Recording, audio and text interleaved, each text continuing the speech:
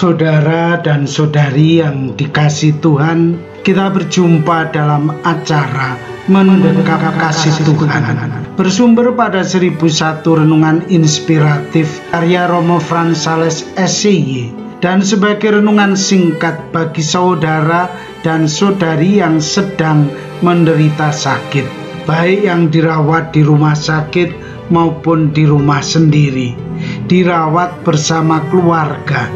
Dengan saya, Romo Valentinus Tejantara SCY dari komunitas SCY Teluk Betung, Lampung.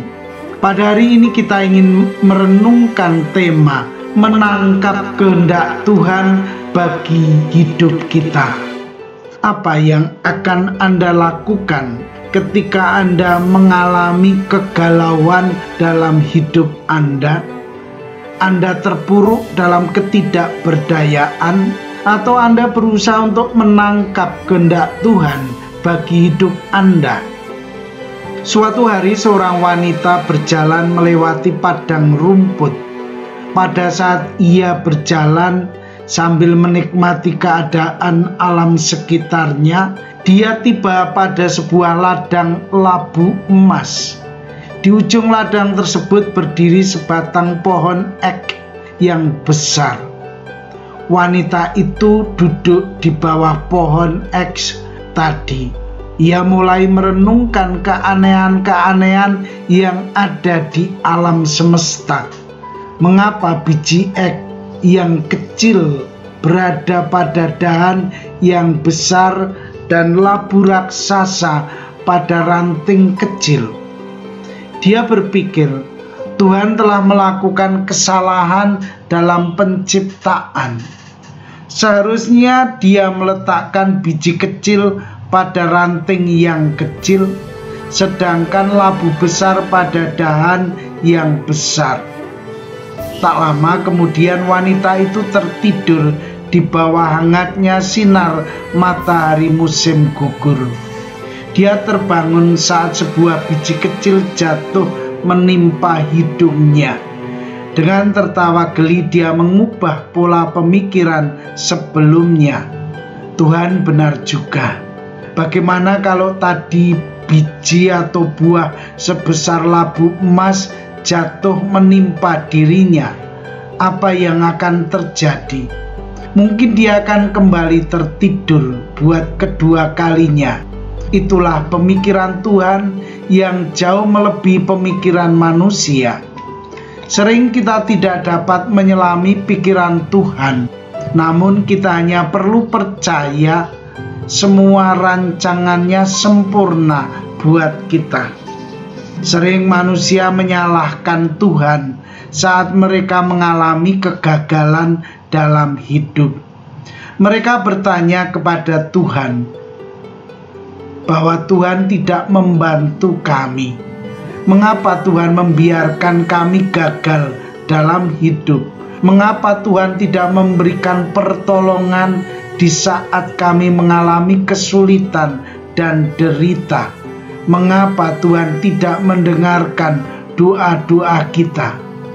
Saudara dan saudari yang dikasihi Tuhan, kisah tadi mau mengatakan kepada kita bahwa Tuhan senantiasa peduli terhadap hidup manusia. Meski manusia tidak mengerti kebaikan Tuhan atas dirinya, Tuhan tetap memberikan yang terbaik. Yang dikehendaki Tuhan bagi manusia adalah damai dan kesejahteraan. Dambaan Tuhan terbesar bagi hidup manusia adalah keselamatan bagi ciptaannya itu. Karena itu sejak awal kehidupan manusia, Tuhan telah merencanakan dan merancangkan hal-hal yang baik dan benar. Tuhan telah mengatur segala sesuatu bagi keselamatan umat manusia. Ketika terjadi kegagalan dalam hidup manusia, itu sebenarnya bukan kegagalan dari Tuhan. Mengapa? Karena Tuhan telah memberi kebebasan kepada manusia untuk melakukan hal-hal yang baik. Manusia mesti mengikuti kehendak Tuhan bagi dirinya. Mengapa? karena keselamatan menjadi opsi Tuhan yang utama bagi kelangsungan hidup manusia. Untuk itu, orang beriman mesti berani menukik ke dalam dirinya untuk menemukan kehendak Tuhan itu. Orang mesti masuk dalam permenungan yang mendalam untuk menangkap kehendak Tuhan bagi dirinya. Kalau ini yang dilakukan, manusia akan menemukan kehendak Tuhan yang sejati, yang ingin memberikan sukacita dan damai dalam hidup ini. Mari kita berusaha untuk mengerti kehendak Tuhan bagi hidup kita. Dengan demikian, hidup ini menjadi kesempatan untuk memuji dan memuliakan Tuhan. Saudara dan saudari yang terkasih, marilah mengakhiri renungan singkat kita dengan menyatukan iman, harapan, dan kasih kita kepada Tuhan. Akhirnya, berkat dan doaku selalu menyertai Anda yang sedang sakit.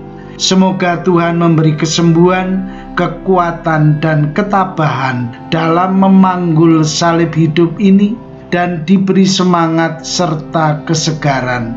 Doa dan berkatku selalu menyertai Anda. Sampai bertemu dalam renungan selanjutnya.